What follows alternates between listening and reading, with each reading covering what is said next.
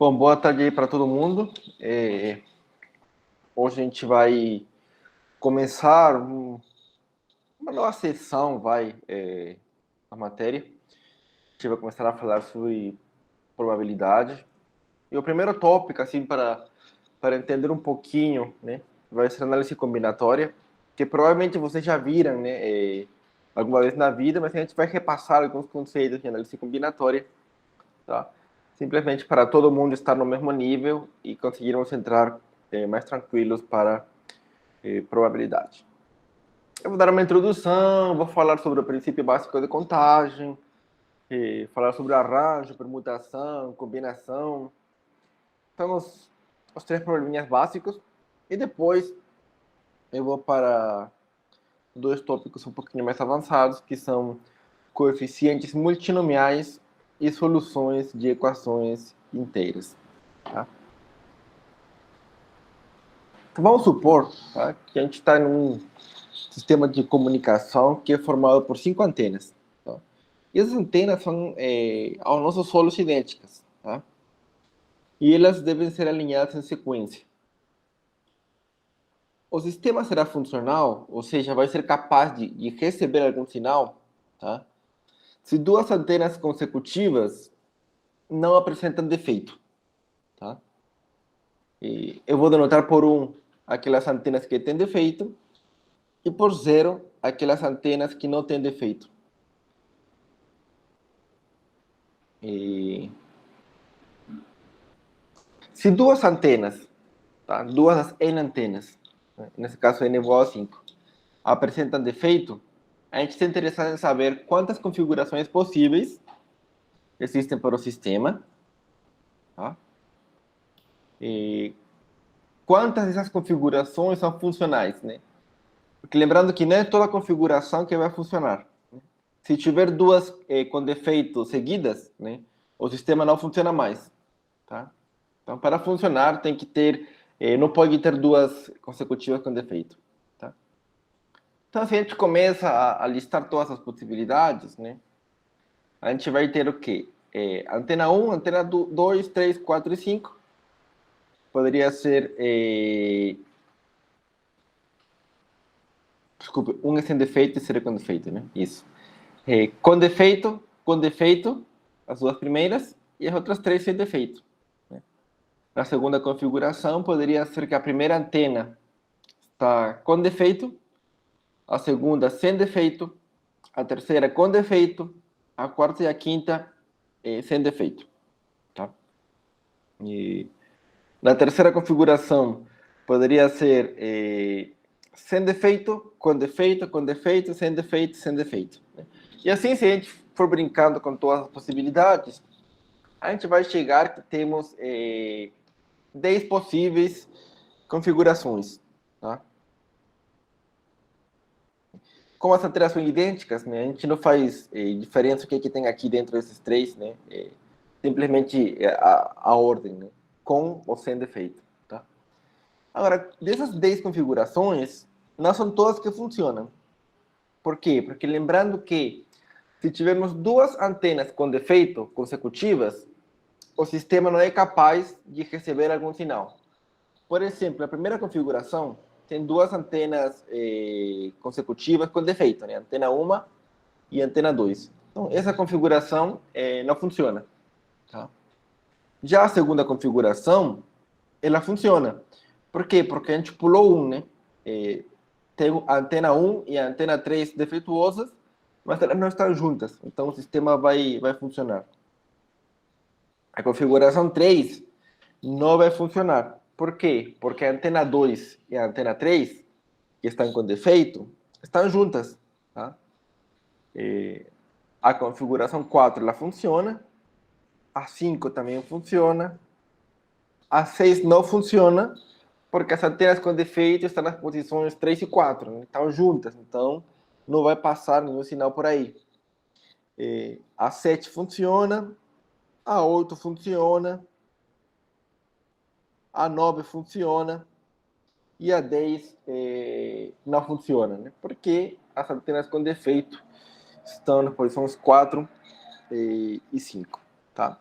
Então, aí a gente consegue contar, né, quantas configurações em total nós temos, né, e quantas configurações são funcionais, né.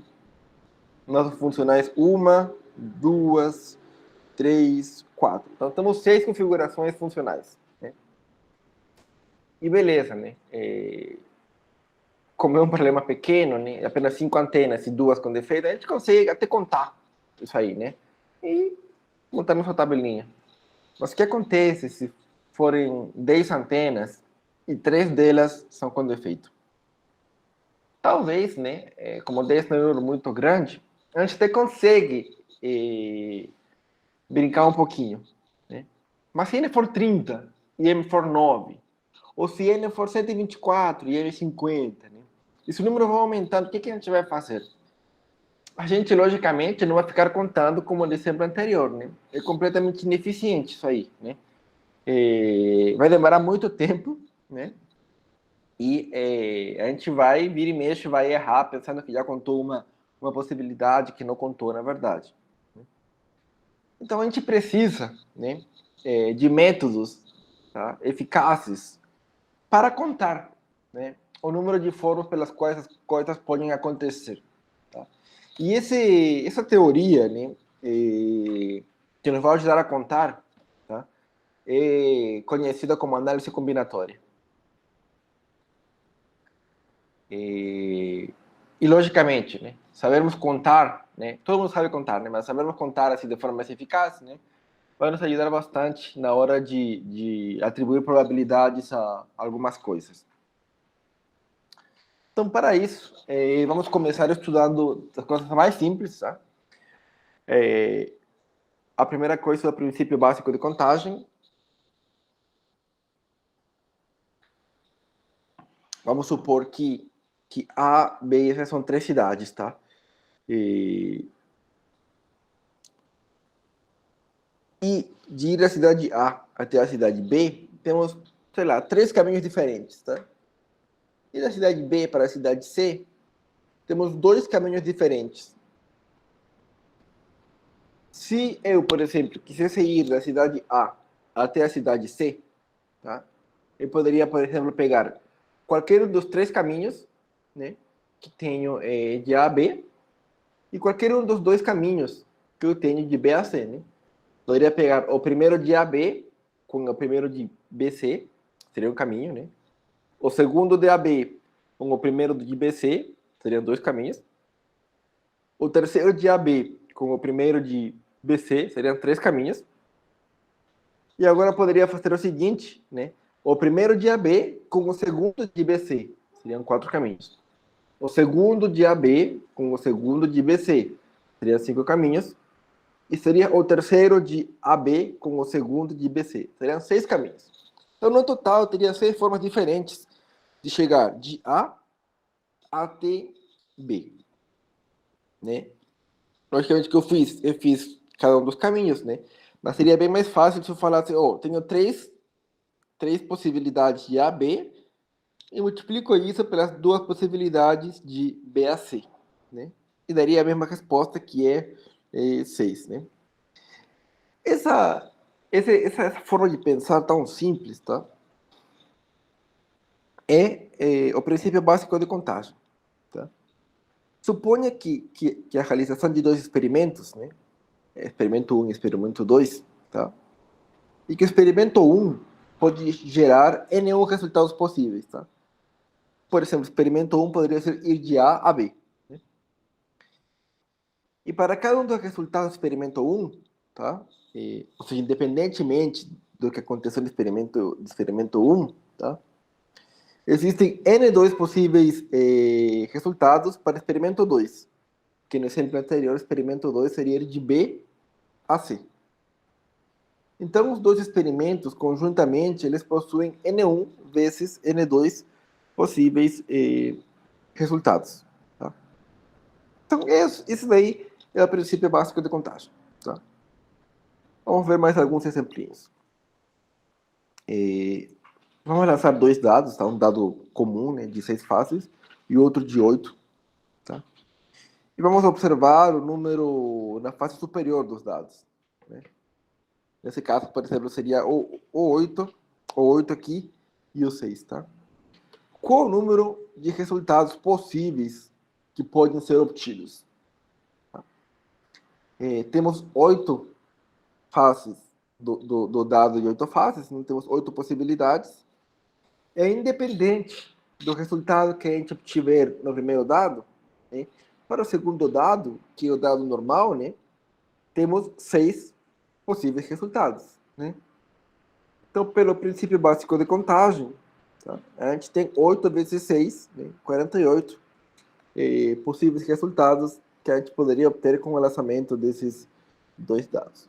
Está aí tranquilo, não tem muita dificuldade. Essa mesma ideia que a gente tem para dois experimentos, ela pode ser expandida para experimentos. E essa expansão, né, é conhecida como a generalização do princípio básico de contagem.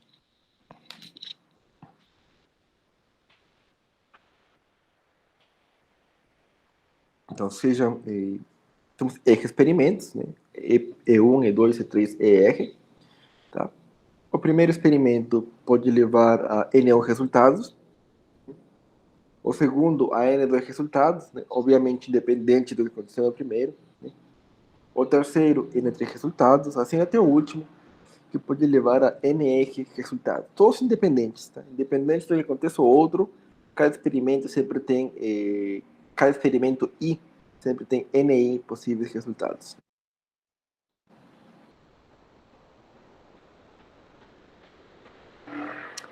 Então, para os experimentos, né, para os experimentos em total, temos N1 vezes N2 vezes N3, multiplicamos todos, né, até o NR possíveis resultados desse experimento formado por R subexperimentos. Por exemplo, se a gente lançar 5 dados, né, no exemplo anterior foram 2, né, agora são 5, né. Para o primeiro dado, a gente tem 6 possíveis resultados. Independente do que aconteça no primeiro dado, quando a gente lançar o segundo dado, continuamos tendo 6 possíveis resultados. Na hora do terceiro dado, de novo temos 6 possíveis resultados, independente do que aconteceu antes. E assim até o quinto dado. Então, no total, temos 6 elevado a 5 possíveis resultados do nosso experimento, que é lançar 5 dados comuns, né, com 6 faces. Então, essa forma de pensar, de contar, ela, embora é simples, né, a gente vai ver que vai nos ajudar bastante no futuro, tá? Então, a gente tem que lembrar desse princípio básico de contagem e dessa generalização do princípio básico de contagem. Por exemplo, para deixar fixa a ideia, tá? As placas de carro são formadas por 7 caracteres, tá? Vamos supor que os 3 primeiros são espaços ocupados por letras, tá? E os 4 últimos por números. Tá? Então a gente quer saber quantas placas de carro distintas podem existir. Tá? Vamos supor que as placas têm esse formato, né? X, X, X, letra, letra, letra, número, número, número, número. Tá? E o primeiro X, né, tem 26 opções, que temos 26 letras, certo? E a segunda opção, tá, também tem 26 opções, né? Porque nada impede que a gente tenha uma placa, né, com as 2 primeiras letras repetidas. Pode acontecer. A terceira posição também tem 26 opções. Já na quarta posição, como tem que ser um número, não temos mais 26 opções, certo? A gente tem 10, né? Tem do 1 até o 9, né? E o número 0. Né? Temos 10 possíveis opções. Né? E o mesmo acontece para a quinta, para a sexta e para a sétima posição, tá? Então, se a gente quiser saber de quantas placas distintas podemos formar com essa configuração, é simplesmente multiplicar 26 elevado ao cubo, né, que são 26 vezes 26 vezes 26, multiplicado por 10 elevado a 4. isso vai dar esse 6 milhões, essa bolinha aqui de resultados. Né? Então, vocês veem que, utilizando o princípio básico de contagem, né, a gente consegue ir avançando mais um pouco na hora de contar as coisas. Né? Um experimento consiste em lançar uma moeda 5 vezes seguidas. E em cada lançamento, a gente vai ver se é cara ou coroa. Tá? E quero saber qual o número de resultados possíveis desse experimento.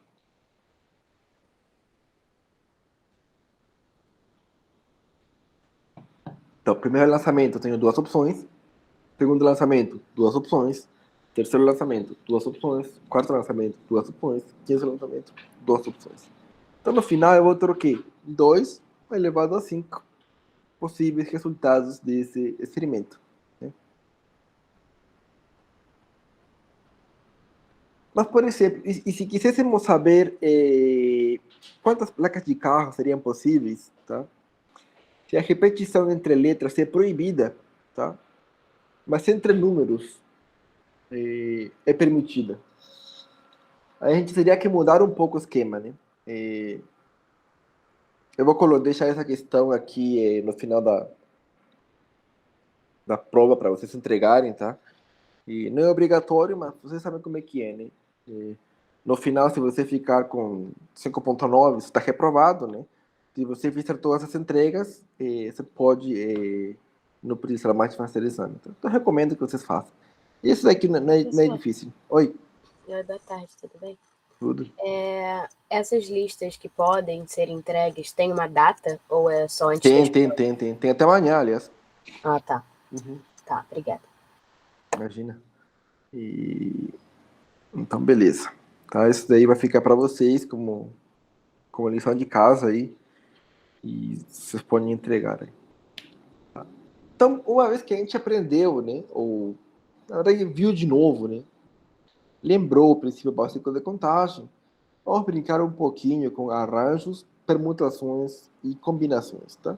Que vocês já devem ter visto também, né? Quando estudar para vestibular. Vamos dar uma revisão também nisso, tá? E quando falamos de arranjo, temos 2 tipos de arranjo. O primeiro deles é um arranjo com repetição. Tá? Vamos definir um conjunto M que ele tem N elementos, tá? A1, A2, A3 até a N. Tá? E vamos chamar de arranjo com repetição dos N elementos tomados de R a R. A toda R upla, vamos chamar de R upla um vetor de R posições, de R elementos, né? E ordenada, formada com os elementos de M, não necessariamente distintos. Por que não necessariamente distintos? Porque com reposição, né? Você pode pegar um elemento e colocar de volta, né? Com reposição, tá? Então, você tem N possíveis elementos e você vai pegar R, né? Na primeira vez que você pegou um elemento, você tem N opções. Na segunda vez, como é com reposição, você de novo tem N opções. Na terceira vez, de novo. Na enésima vez, você também tem N possíveis elementos, porque esse arranjo é com repetição. Então, no final das contas, você tem N elevado a R resultados, né, arranjos de N elementos tomados R a R. E, bom, como existe arranjo com repetição, porque eu ia colocar arranjo sem repetição. Qual que é a diferença? Que no sem repetição, né, uma vez que a gente escolhe um elemento, vamos supor, para a primeira posição, a gente não escolhe mais ele na segunda. Né? E quando tem 2 elementos aqui, na primeira e na segunda, eles não podem ser escolhidos na terceira, e assim vai. Né? Então, um arranjo sem repetição, né? Vamos definir M de novo um conjunto de N elementos, A1, A2 até a N. Então, um arranjo dos N elementos tomados de R a R é toda R upla, né? Ordenada, formada com elementos distintos de N. Veja que a diferença entre arranjo com repetição e sem está na palavra distintos, né? Aqui é não necessariamente distintos, né? aqui no último exige que sejam distintos, né? Então, pensa comigo, né? Quando você escolhe um elemento no começo, você tem N opções. Quando você vai pegar o segundo, você não tem mais N, porque você já escolheu um. Você tem N menos 1.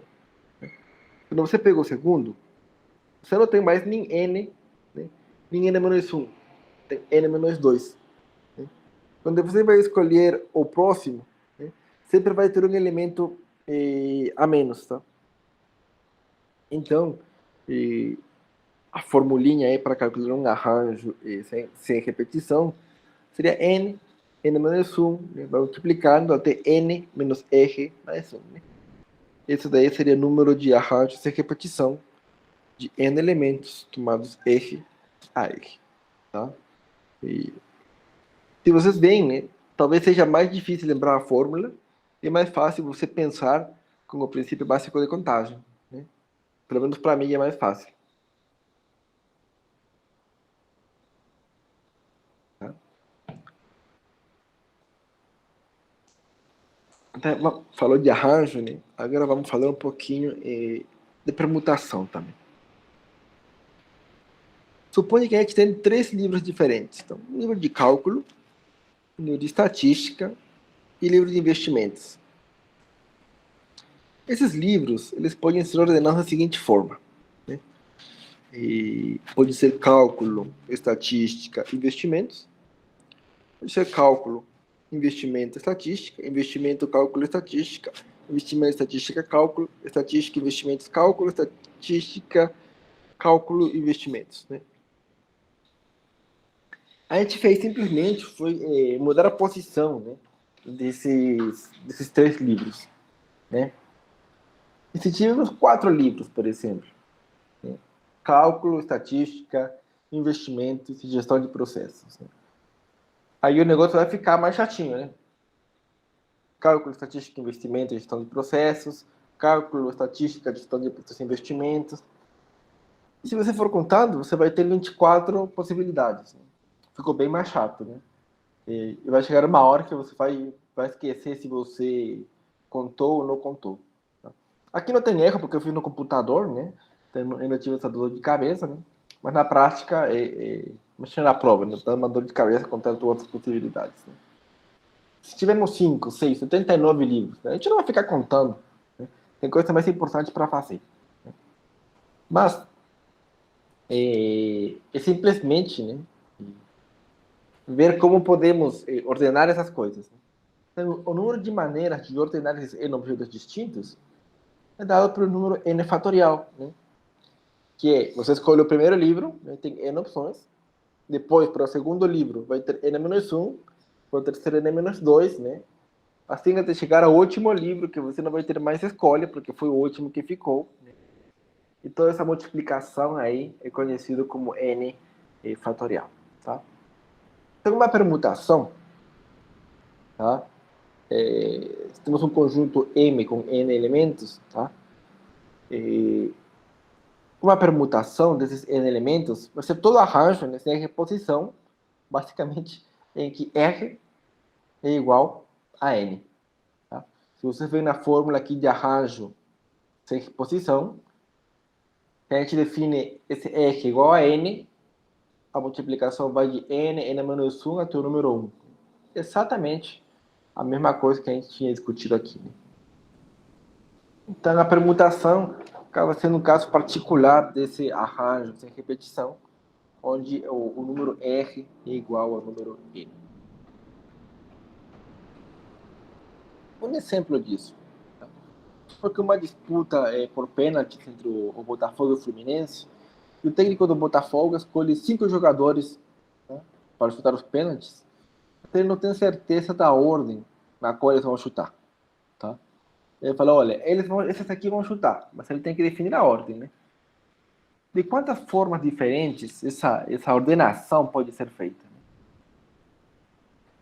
Então, no fundo, queremos saber o quê? De quantas formas podemos ordenar, né, os 5 jogadores do Botafogo, né? Podemos permutar, né, esses caras. Né? Então, seria 5 fatorial, né? 5 multiplicado por 4, multiplicado por 3, multiplicado por 2, multiplicado por 1.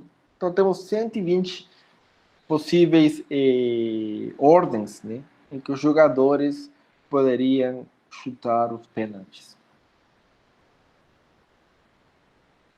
Outro exemplo, quantos anagramas podemos formar com a palavra amor? Lembrando que um anagrama é simplesmente a permutação da palavra, né? Não precisa a palavra fazer sentido. Né? Então, de quantas formas a gente pode escrever aí a palavra amor? Né? Então, temos a palavra amor aí para os apaixonados. Né? Uma fácil é Roma, por exemplo. Pode escrever Roma. Né? Mas tem outros também. Né? Então, a gente pegaria 4 vezes 3, vezes 2, vezes 1. Porque um anagrama é simplesmente a permutação dessas letras. Né? Então, temos 24 possíveis palavras, né, que poderiam ser formadas com as letras que constituem a palavra amor. Né? No exemplo dos pênaltis, por exemplo, né, o técnico do Botafogo escolhe 2 jogadores para chutar o primeiro e o último pênalti. Geralmente são os 2 melhores, né? O primeiro e o último pênalti. A Trem ainda está na dúvida, tá? Quem chutará o primeiro pênalti e quem o último? Além disso, ele ainda está na dúvida sobre os 3 jogadores do meio. Né? De quantas formas diferentes, né, essa ordenação pode ser feita? Aí o problema mudou. Né? Antes tínhamos 5 e erramos 5. Aqui não. Aqui temos 2 jogadores, tá? Que vão ser ou na primeira ou na última posição. E temos 3 jogadores que vão ficar nas 3 posições do meio. Né? E essa aqui vai ficar também junto com a outra questão. A dica é, você vai ter que usar a permutação e o princípio básico de contagem. Tá? Por quê? Porque você tem 2 grupos. Tem um grupo de 2 jogadores, né, para 2 posições, e outro grupo de 3 jogadores para 3 posições do meio. Então, a dica a questão é simples, né? É permutação e princípio básico de contagem. E vai ficar aí como um exercício para ser entregue. Então, a gente já viu, primeiro entendeu o princípio básico de contagem, vimos arranjo, permutação, e agora a gente vai falar um pouquinho de combinação. Diferentemente dos casos anteriores, agora estamos interessados em determinar o número de grupos diferentes, né, de R objetos que podem ser formados de um total de N objetos distintos. Tá? Então, por exemplo, né, temos 5 objetos A, B, C, D e E queremos selecionar 3 grupos. Né? E, logicamente, né, se a ordem fosse importante, né, você pegaria uma rádio sem repetição. Né? Seria 3 vezes 4 vezes 5 é 60. Beleza, acabou. Vou para casa, acabou a minha questão. Mas a gente quer formar um grupo. Né? Num grupo, se eu seleciono no grupo, por exemplo, se eu seleciono no grupo o Anderson, a Sáfia e o Lucas, tá? É a mesma coisa que eu fale que o grupo está composto pela Sáfia, o Anderson e o Lucas, ou pelo Lucas, o Anderson e a Sáfia. É o mesmo grupo. Né? Tanto faz a ordem que eles estão. Né? Nesse problema aqui, a gente não está interessado na ordem, simplesmente nos elementos. Então, a gente não pode calcular uma arranjo. Tá? Por exemplo, aqui fica mais claro, né? A, B e C é a mesma coisa do que B, C e A. Né? Que é o mesmo grupo, simplesmente que eu mudei aí a posição, mas continuam sendo o mesmo grupo. Se eu utilizasse um arranjo sem permutação, eu estou contando a mais. Né? Porque estou contando A, B e C, B, C, A, C, BA, por exemplo, como 3 configurações diferentes. Isso não é verdade. Então, para evitar, né, que, por exemplo, os grupos A, B, C sejam contados 3 fatoriais vezes, né, eu preciso tirar esse efeito, né, dessas palavras que foram contadas a mais. Né? E a forma de tirar esse efeito, né, é dividir, né, como os elementos são formados de 3 grupos, né, como os grupos são formados por 3 elementos, eu vou dividir, no caso, por 3 fatorial. Tá? Então, eu vou ter em cima, vou ordenar como se a ordem fosse importante, mas como não é, eu divido, né, para descontar para tirar aquele efeito dos caras que estou contando a mais. Né? Então, a resposta final seria, né, que a gente poderia formar 10 grupos, né, de 3 objetos, né, a partir de um total de n objetos distintos.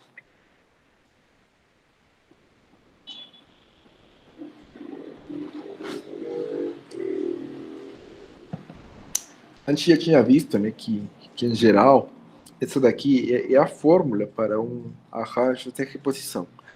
Ou seja, quando a ordem importa. Tá? Mas, como a ordem não importa, cada grupo de elementos diferentes, assim como no exemplo anterior, ele está sendo contado a mais, né? Cada um deles está valendo, você está contando cada um deles R fatorial vezes. Né? Não faz sentido isso. Então a gente tem que tirar esse efeito. E como a gente tira, vai dividir por R fatorial. Tá? Então, no numerador você tem o arranjo sem reposição.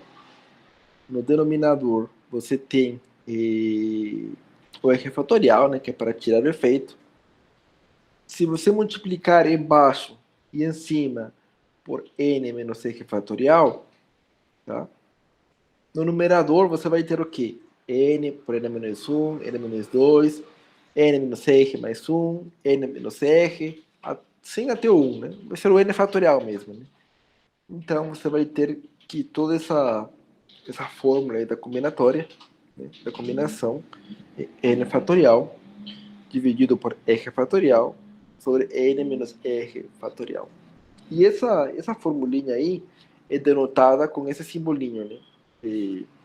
Esse coeficiente binomial de n elementos mais de R a R. É simplesmente uma notação. As duas coisas estão falando a mesma... Os dois vão te falar o mesmo número. Tá?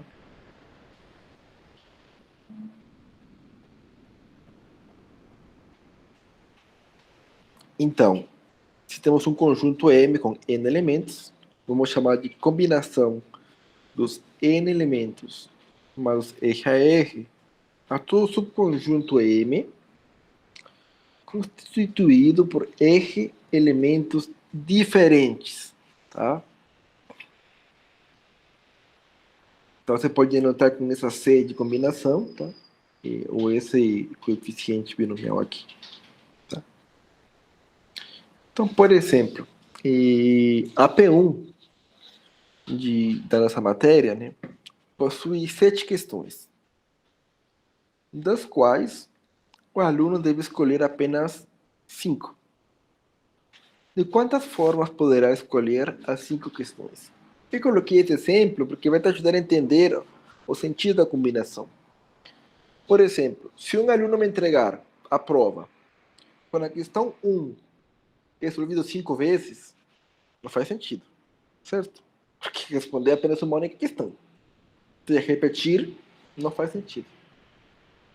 Se o aluno me entregar 5 questões, por exemplo, 1, 2, 3, 4 e 5, e tirar 6, tá? Se ele tivesse entregado na ordem 5, 4, 3, 2, 1, teria mudado a nota? Não, ele continuaria tirando 6. Quer dizer, a ordem como me entregou as questões é irrelevante para a gente. Então vocês veem que essas características, né? Fala, olha, bom, não pode ser com repetição, né? A ordem não importa. Então isso daí tem cara de quem? Uma combinação, né? Uma combinação de n elementos tomado de 5 em 5. Né? Então, você vai pegar 7 fatorial, dividido por 5 fatorial, multiplicado por 7 por 5 fatorial. Então, temos 21 formas diferentes, né, que os alunos poderiam escolher a configuração da prova. Né?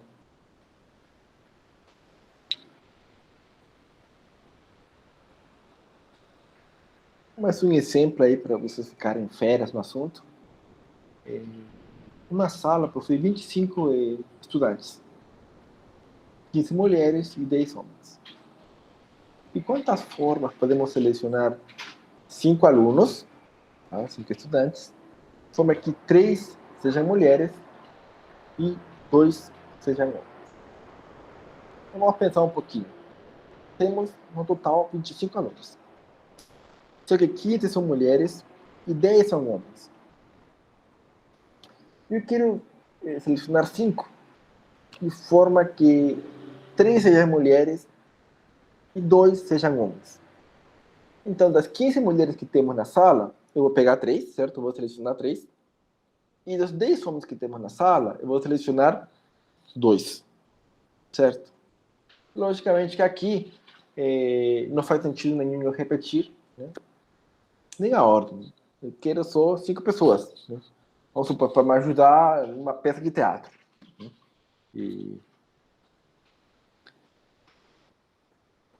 Então, esse problema se divide em 2 partes. Né? A primeira é contar as possibilidades de que do grupo de 15 mulheres eu selecione 3 delas. Né? Então, é uma combinação, né, de 15 elementos tomados de 3 a 3. Né? Então, temos 455 possibilidades. Já do outro lado, né, eu vou contar o quê? O número de vezes que eu posso selecionar, o número de formas distintas que eu posso selecionar no grupo de 10 homens, 2 deles. Que vai ser 45. Tá? Só que meu grupo é formado por 5 pessoas. Né?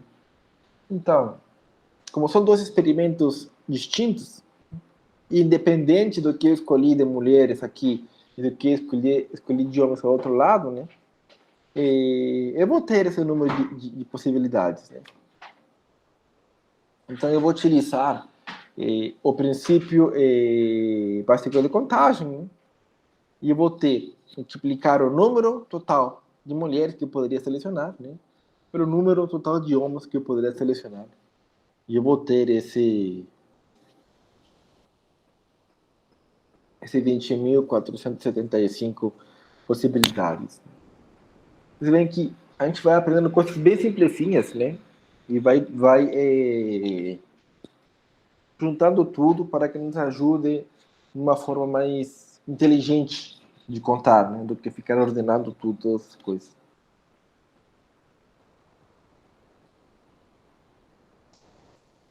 E até aqui, provavelmente você, quando eu falei cada um deles, você conseguiu pegar a ideia, falou, beleza, sim, não é difícil, vamos fazer, né? Mas quando eu passei os 3, né? Provavelmente você ficou na dúvida entre combinação ou arranjo. Qual que é combinação e qual que é arranjo, né? Então, fiz aqui um resumão aí, para tentar aí que você possa diferenciar. Né? Na combinação, a ordem não importa, tá? No arranjo, a ordem importa. Essa é uma grande diferença. Tá? Então, o número de maneiras, tá? De formar grupo de R elementos num conjunto de N elementos distintos, tá? E dependendo se o objeto pode ser escolhido mais de uma vez, né? Que vai ser basicamente com ou sem reposição, né? E também vai depender, né?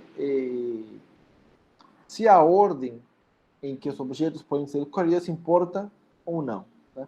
E isso tudo aí pode ser resumido nessa tabelinha aqui.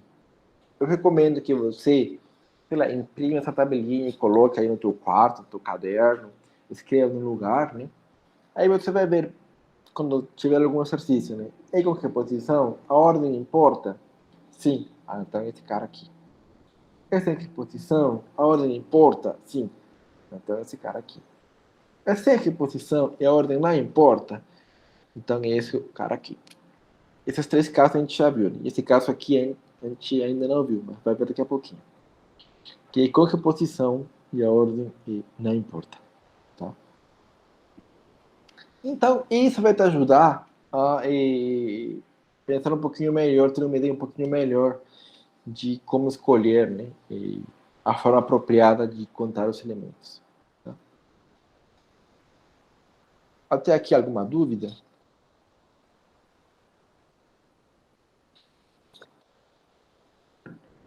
Bom, não havendo dúvidas, vamos então continuar com esses métodos que são um pouquinho mais complexos. Os três primeiros métodos que a gente viu, né, arranjo, permutação e combinação, são os mais básicos, né? E embora com eles você possa contar tudo que você quiser praticamente, e dependendo do exercício, a lógica vai ficar um pouco mais trabalhosa. Né? Você vai ter que misturar várias coisas, tá?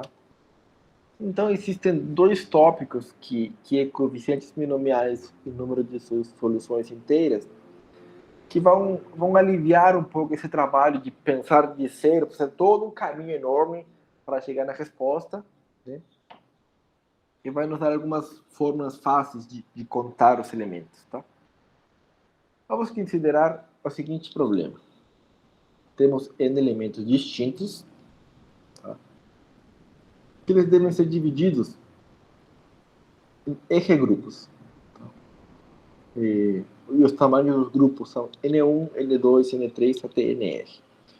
De forma que, logicamente, a soma de todos os grupos, né, a soma do tamanho de todos os grupos tem que ser igual ao tamanho total, ao número de elementos. Né? De quantas formas isso pode ser feito? Né? E por outro lado, quantos anagramas podemos formar com a palavra mamãe? Tá? E embora esses problemas sejam distintos, né, a solução deles é dada pela mesma fórmula. A gente vai analisar com calma esses dois casos. A gente vai ver que a gente consegue chegar na mesma fórmula em ambos os casos. Tá? E a resposta, para quem está curioso já, é dada por n fatorial dividido por n1 fatorial, n2 fatorial, nr fatorial. E a notação para isso é dada por isso aqui, que é conhecido como o coeficiente multinomial. Tá? Agora a gente vai ver, né, como chegar nessa fórmula a partir desses dois exemplos. No primeiro caso, por exemplo, para o primeiro grupo, nós temos n elementos. E dos n elementos, eu vou escolher n1, certo? Falei um grupo de tamanho n1. Né? Seriam todas as possíveis formas que eu posso escolher no grupo de tamanho n1. Quando eu vou formar o segundo grupo, tá? Eu não tenho mais n elementos. Por quê? Porque escolhi n1 para o primeiro grupo. Então, no total, eu tenho agora n menos n1 elementos para formar um grupo de tamanho n2. Ou seja, uma combinatória de n menos n1 elementos de n2 em n2 elementos. Forma o segundo grupo. Quando eu vou formar o terceiro grupo, não tenho mais nem n, nem n menos 1. Tenho n menos 1, tenho n menos n menos 1, n menos n1 menos n2 elementos para formar um grupo de n3 elementos. Tá? Eu vou escolher. E assim eu vou até chegar até o último grupo. Então, quando eu tiver escolhido R menos 1 grupos, né, no final das contas, no último caso, né, eu vou ter apenas os restantes N menos R elementos. Então, eu vou escolher, vamos supor, no grupo de 5, eu vou ter que escolher, de 5 elementos, eu vou ter que escolher 5. Né? Então, não tenho muita opção. Né? Mas vocês veem que como aqui é a lógica. Né? Então, pelo princípio básico de contagem, né, eu vou ter o número de elementos do primeiro grupo multiplicado pelo número de elementos do segundo grupo, multiplicado pelo número de elementos do terceiro grupo, do quarto grupo, do quinto grupo, até o último. E se você multiplicar tudo isso aí, eu vou pegar aqui um exercício, ver se consigo escrever aqui para que fique mais fácil. Vamos chegar na fórmula, né, que a gente queria. Aqui, será que aqui posso escrever? Deixa eu ver. Acho que aqui consigo escrever. Então, tínhamos N1, né? N menos N1, N2. Eu vou parar no N3, porque senão vai ficar meio cansativo, tá? N1, N2, N. Para vocês verem a ideia, né? Então, esse primeiro cara é quem? N fatorial dividido por N1 fatorial, N menos N1 fatorial. Esse segundo cara, multiplicado por N menos N1 fatorial, dividido por N2 fatorial, N menos N1 menos N2 fatorial. E o último carinha vai ser quem? N menos N1 menos N2 fatorial, dividido por quem? Por N3 fatorial, N menos N1 menos N2 menos N3 fatorial. Assim você vai até o último caso, que vai ter apenas um carinha aqui, né? Então, você vê que esse cara cancela com esse cara. Esse cara cancela com esse cara. Esse cara vai cancelar aqui com o outro. Né? E no final vai ficar quem? No numerador n fatorial. E no denominador n1 fatorial, n2 fatorial, n3 fatorial, até o último cara, para chegar nessa fórmula aqui. Tá? E se você desenvolver tudo isso, você vai cancelar tudo, e no final vai chegar nessa opção aqui. Opa.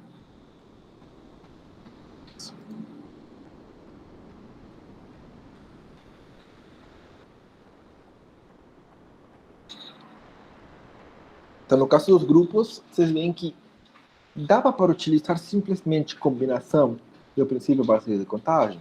Sim, claro que dá. Né? Mas, uma vez que você entendeu esse problema, que dá para solucionar com essa fórmula aqui, talvez fique mais fácil para você. Significa que você na fórmula tem que usar você na prova tem que usar essa fórmula e não partir do pensamento para formar isso, tanto faz. É importante chegar na resposta certa. Tá? Se você preferir pelo caminho curto, pelo caminho mais comprido, tanto faz. É importante chegar na resposta certa. Agora vamos analisar mais um caso. Tá? Temos N elementos, tá? Mas apenas eje deles são distintos. O elemento I se repete Ni vezes. Né? De forma que N1 mais N2 mais Nr é igual a N. Tá? Logicamente, o número de formas de ordenar é N fatorial. Né? Mas, por exemplo, a palavra mamãe, formada pela primeira M, primeira A, segunda M, segunda A e a E, é a mesma coisa do que a palavra mamãe, formada pela segunda M, segunda A, primeira M, primeira A e a E. É a mesma coisa. Então, a gente está contando a mais nesse termo, né? Porque eu só quero ver esse número de anagramas. Então, para mim, tanto faz qual M eu utilicei. É importante o que eu estou lendo aí, que é mamãe. Tá? Então, a gente precisa remover, né, o efeito dessas configurações repetidas. a gente já tinha visto anteriormente que para remover esse efeito, né, a gente dividia, né, no caso anterior era por eje fatorial, né? Então aqui vai dividir por quê? Se M tem duas opções, 3, 4 opções, né, eu vou dividir por esse número de opções, né? Então, como cada elemento i se repete n vezes, eu vou dividir por n1 fatorial, né, que é do primeiro elemento, n2 fatorial, do segundo elemento, até o n fatorial do enésimo elemento. Né? E, de novo, vou ter essa fórmula, que é a mesma fórmula do caso anterior, né, que nos ajuda a resolver esse problema. Né? Vocês veem que você consegue, em todos os casos, chegar através das fórmulas básicas. Né? Mas talvez saber essa fórmula aqui te ajude a economizar tempo. Esse caso aqui, né, ele é conhecido como permutação com repetição. Tá? E ele é bem conhecido, então vale a pena aí utilizar. Tá? Só para treinar um pouquinho,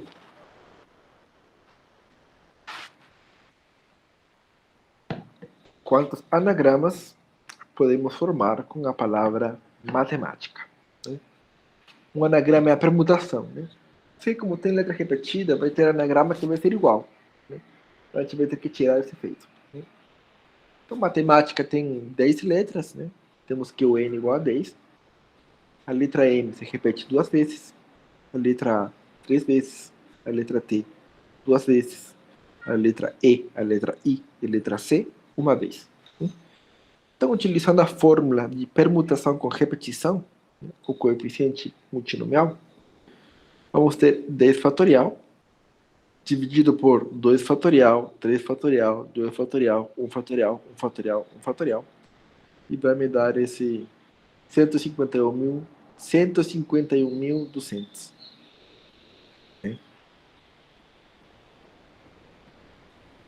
Mais um exemplo aí.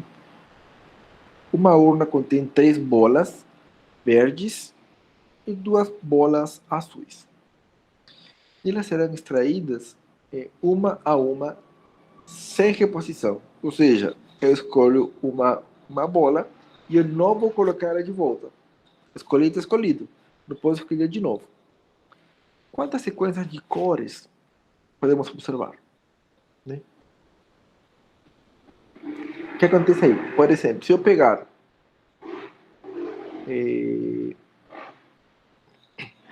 as 3 bolas verdes, né, vamos supor que são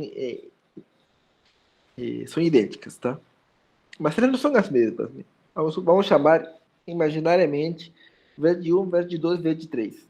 Tá? E azul 1, azul 2. Imaginário, tá? E se eu tiver verde 1, verde 2, verde 3, azul 1, azul 2, é a mesma coisa do que verde 3, verde 1, verde 2, azul 2, azul 1. É a mesma coisa, porque estou preocupado na sequência de cores. Né? Então,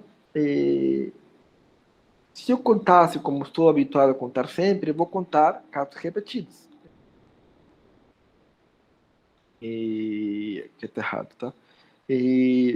Temos 5 bolas, tá?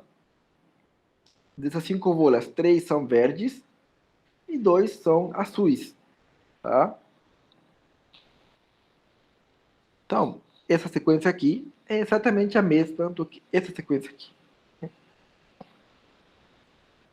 É bem parecido com o quê? Com o caso dos anagramas.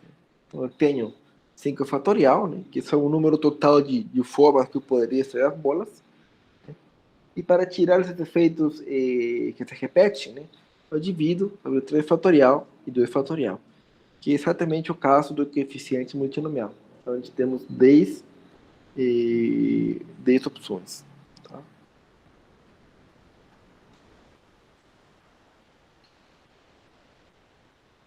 Mais um exemplo. Em uma turma, temos 23 alunos. E vamos formar 3 grupos. Grupo A, Grupo B e Grupo C. O Grupo A vai ter 8 elementos. O Grupo B também 8 elementos. O Grupo C vai ter 7 elementos, né? 7 alunos. De quantas formas diferentes podem ser formados os grupos?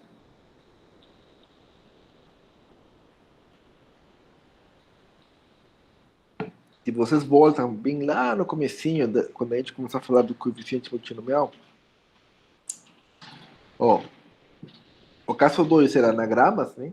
E o caso 1 era, temos N elementos distintos, que são os alunos, divididos em N grupos, que no caso são 3 grupos, de tamanhos N1, N2 e N3 seria, né? 8, 8, 7. Né? Então, isso aí é resolvido pela fórmula aqui. Então vamos voltar.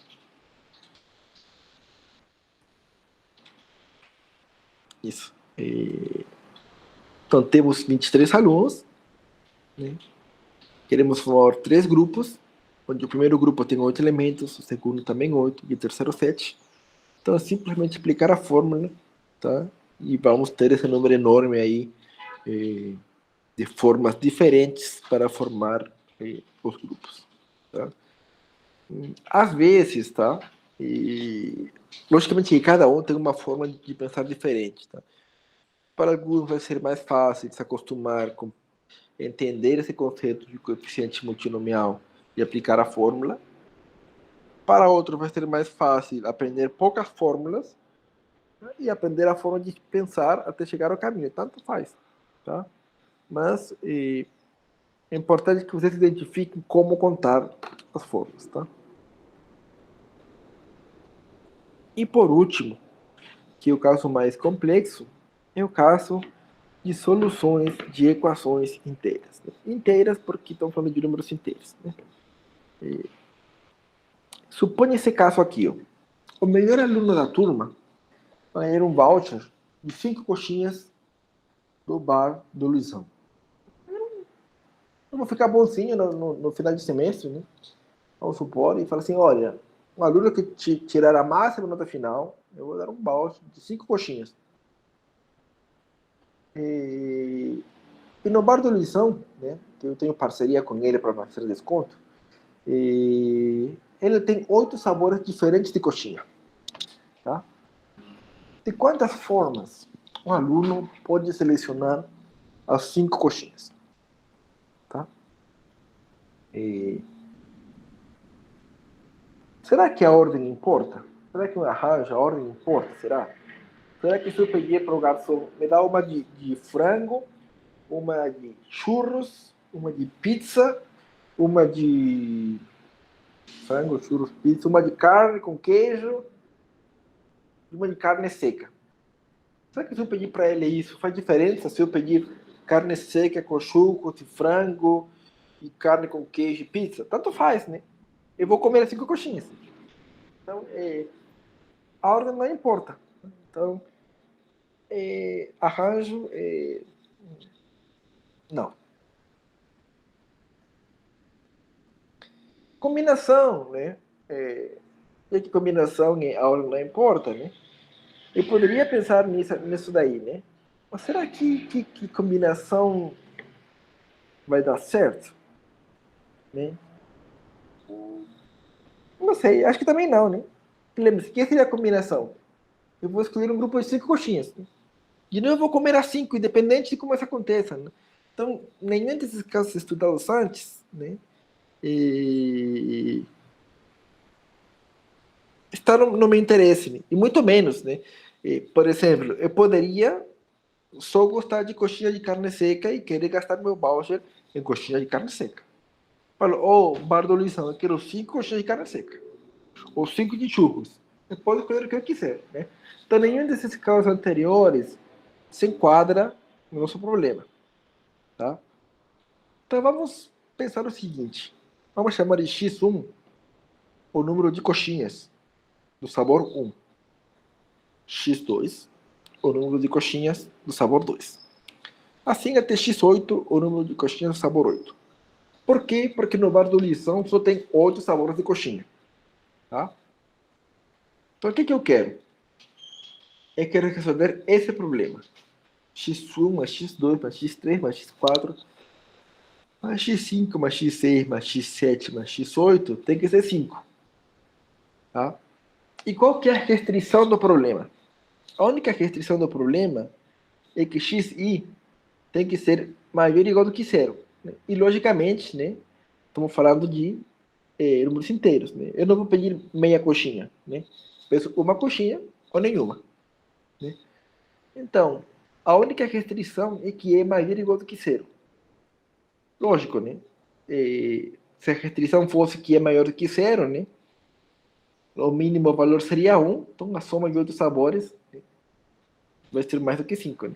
Então, necessariamente, alguns sabores tem que ser zero. Né? Eu poderia pegar do sabor 1 até o 7, nenhum, e acabar com o meu voucher, né? No sabor 8. Poderia pegar 2 do sabor 3 e 3 do sabor 5. Ou 1 do 4, 1 do 6 e 3 do 7. E os outros 0. Posso? Posso. Então, a ordem que pedimos na coxinha não importa. Né? E vamos ver outro exemplo. Vamos fixar isso aí e vamos ver outro exemplo, porque os dois se resolvem da mesma forma.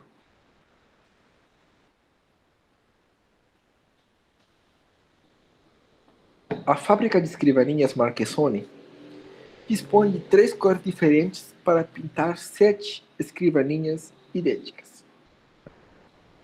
De quantas formas isto pode ser feito? Então vamos anotar por x1 o número de escrivaninhas pintadas da cor 1, né? x2 o número de escrivaninhas pintadas da cor 2 e x3 o número de escrivaninhas pintadas da cor 3. O que eu quero solucionar? x1 mais x2 mais x3 tem que ser igual a 7. E, de novo, a única restrição é que o xi tem que ser maior ou igual do que 0. Por quê? Porque eu posso ser um cara enjoado, tá? E eu só gosto de escrivaninhas da cor madeira. Então, eu só vou pintar de cor madeira. Tá? Posso escolher isso? Posso. Tá? Mas eu também poderia escolher, sei lá, 2 vermelhas, 2 brancas e 3 madeira. Posso fazer isso? Também posso. Ou simplesmente eu detesto a cor madeira. Eu vou pintar simplesmente de preto e branco. Né? Algumas vão ser pretas, outras vão ser brancas. A única restrição é que xi seja maior ou igual do que 0. Tá? Bom, a ordem não importa, né? Porque as escrivaninhas são idênticas. Então, no caso 1, né, que tínhamos o melhor aluno da turma ia ganhar um balde, 5 coxinhas para a lição, né? Que ele tinha que escolher 5 coxinhas do total de 8 sabores. A gente pode repensar esse problema como de um total de 5 elementos, não necessariamente diferentes. Queremos formar N grupos, né? 8 grupos de tamanhos x1, x2, x3, x4, tal que xi maior ou igual que 0. Ou seja, né, nessa reinterpretação, o grupo poderia ser vazio. Pode ter ninguém no grupo. No caso 2 da fábrica de escrivaninhas, a gente poderia repensar esse problema como de um total de 7 elementos, tá? E queremos formar 3 grupos de tamanhos x1, x2, x3, tal que xi tem que ser maior ou igual que 0. Ou seja, os dois casos estão sendo problemas bem parecidos. Né? E a solução disso é dada através dessa fórmula aqui. Ó. O número de soluções inteiras da equação x1 mais x2 mais x6 igual a n, quando a restrição de que xi é maior ou igual que 0, é dado por essa fórmula aqui. Né? Ou seja, no numerador vai ser n mais r menos 1 fatorial, e no denominador vai ser r menos 1 fatorial multiplicado por n mais r menos 1 menos r mais 1 fatorial. Né? Mas também é possível, tá? Que você fale, olha, eu não quero essa restrição maior ou igual do que 0, não. Eu quero a restrição que seja maior do que 0. Ou seja, os grupos têm que ter pelo menos um elemento. Tá?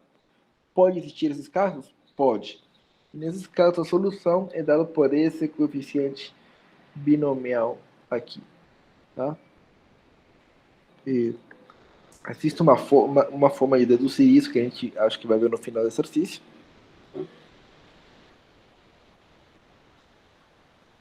Mas por enquanto vocês vão escrever essas formulinhas em algum lugar, né, e aprender a praticar com isso aí, até ficar mais fixo. Um exemplo, vamos supor que a Adriana está com 15 mil reais aí sobrando na conta, tá? E ela quer aplicar esses 15 mil em 3 investimentos possíveis, tá? Só que no banco dela, cada aplicação deve ser feita em uma unidade de R$1.000. Então, vamos supor que ela quer investir os 15 mil reais, todos. Tá? Ela não quer falar assim, olha, a inflação está brava, eu não vou ficar com nada comigo, não. Eu vou investir tudo. Tá? Antes, quero saber quantas estratégias de investimento a Adriana tem. Tá? Então, antes, está interessado em quê? Como temos 3 opções de investimento, né? Temos que X1, X2, X3 tem que ser igual a 15. Por que 15? Porque estou falando de 15 mil e cada uma dessas coisas vale unidade de mil em mil. Né? Então, eu posso colocar 2 mil na X1, 2 mil, 10 mil e aqui 3 mil. Poderia colocar tudo, os 15 mil na X3? Também poderia. Tá? Poderia colocar 5, 5, 5? Também. A única restrição é que XI tem que ser maior ou igual do que 0. Tá? Por quê? Porque não sou obrigado a investir em cada um desses investimentos. Posso colocar só em um. Então, né, segundo a proposição 1,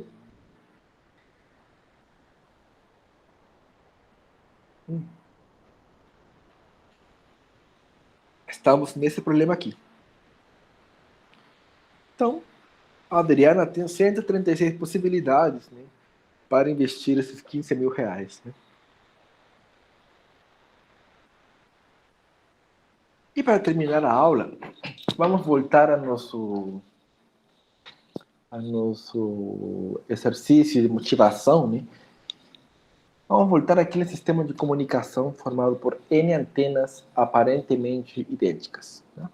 Eles devem ser alinhadas em sequência, né? O sistema seria funcional, né? Se 2 antenas consecutivas não apresentam defeito, né? Então, se N antenas apresentam defeito, né? Temos N objetos idênticos, dos quais M são defeituosos. Né? Então, vamos pensar no seguinte, né? Eu vou chamar de D as antenas defeituosas. Né? Então, temos M antenas defeituosas. Aqui estão M antenas defeituosas.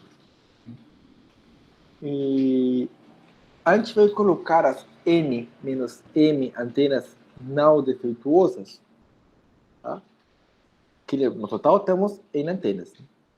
Então, como já ordenei aqui, eu coloquei aqui as M defeituosas, né? As que sobraram, as N menos M, e vou colocar em qualquer um desses lugares, né?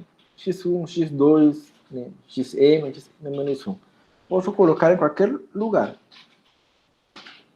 Tá? Então, o que a gente precisa? De X1, mais X2, mais X3, mais XM mais 1, isso aí tem que somar N menos M. Por quê? Porque são as antenas que sobraram, né? Porque as D já coloquei. Só que a restrição aqui é diferente, ó. Qual que é a restrição? A restrição é a seguinte, que a primeira antena e a última antena, tá? Elas têm que ser maiores ou iguais que 0. Porque a gente não é obrigado a colocar uma não defeituosa na primeira posição, nem na última. Então, maior ou igual do que 0. Agora, nos outros casos, para que o sistema possa funcionar, né, necessariamente tem que ter uma antena boa. Porque se alguma antena aqui não for boa, o sistema não funciona mais. Porque teríamos 2 antenas com defeito consecutivas. Aí não funciona. Então, aqueles caras que estão no meio, a restrição deles é que xi seja maior do que 0. tá? Aí temos um problema, né? Porque nada do que a gente viu resolve isso, certo? Porque a gente aprendeu quando todo mundo tem que ser maior ou igual que zero, ou quando todo mundo tem que ser maior ou igual que zero. Maior ou igual que zero é maior que zero. E aqui, para piorar, né, eu coloquei que alguns têm uma restrição e outros têm outra restrição. Tá? Mas a gente, que é esperto demais, né, e vamos falar assim, como que a gente utiliza aquilo que a gente aprendeu para solucionar esse problema? A resposta é simples. Se eu fizer yi igual a xi mais 1, né, uma transformaçãozinha aí, ym mais 1 igual a xm mais 1, né? Então, os outros casos, yi igual a xi, eu vou ter o quê? Que esse primeiro cara aqui, que eu queria x1 mais x2 mais xm mais 1 igual a n menos 1, tá? É a mesma coisa do que eu fizesse y1, y2, yn mais 1 igual a n menos m mais 2. Né? Por quê? Porque vamos supor, eu estou somando mais 1, e para não alterar a igualdade, vou colocar o mais 1 na primeira e o mais 1 na segunda, para formar todos meus y aqui. Para que eu fiz isso? Porque agora sim, nessa nova equação, a única restrição é que todos os y sejam maiores do que zero. E aí temos a proposição 2, que resolve o problema. Né? Então, no nosso caso, seria n menos m mais 2 menos 1. Né? A combinatória disso, né? Esses elementos tomados de m mais 1 menos 1, né? Que vai ser no final n menos m mais 1, quanto de m em m elementos. No caso particular, temos 5 antenas e 2 com defeito, né, que era aquele caso que ficamos contando aqui em pontos, né, e a gente chegou à resposta 6. 6 configurações funcionais. Tá? Então, existem formas inteligentes, vamos chamar assim, né, formas espertas, né, de a gente contar e não ficar ordenando tudo, dando aquele estresse desnecessário. Né? Então, se vocês quiserem dar mais uma olhadinha aí, tem essas 3 referências aí, ou simplesmente você coloca no Google, né? Exercícios, análise combinatória, vai aparecer um monte de coisa. Mas muito cuidado com a anotação só. Tá? Mas por hoje, acho que é isso. Alguma pergunta até aqui?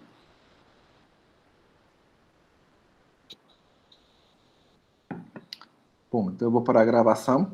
E eu vou deixar aqui, caso alguém assista. Seguinte, a próxima aula é terça-feira. Só que a partir de agora, às terças-feiras, como pode ter algum professor dando aula, todas as aulas de terça-feira vão ser assíncronas, né?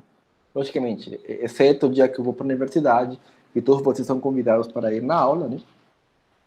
E sempre quando já tinham enviado os documentos que a coordenação pediu, né? E isso significa o quê? Que na próxima terça-feira, que eu não vou dar aula presencial, mas alguns professores vão, né? E eu não vou dar aula assíncrona, tá? Por respeito aos meus colegas, né? Para que vocês ou alguém possa prestigiar o pessoal que está indo dar aula. Então eu vou colocar um vídeo, tá?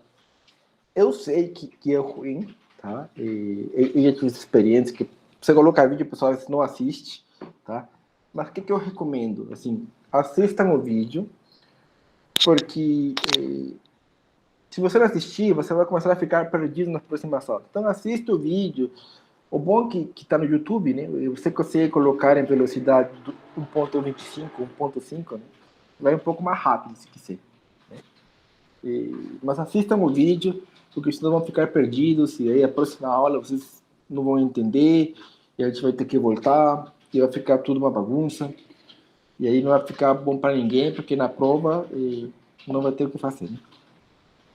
Deixa eu desligar aqui, e Anderson já te responde. Desligar aqui para a gravação.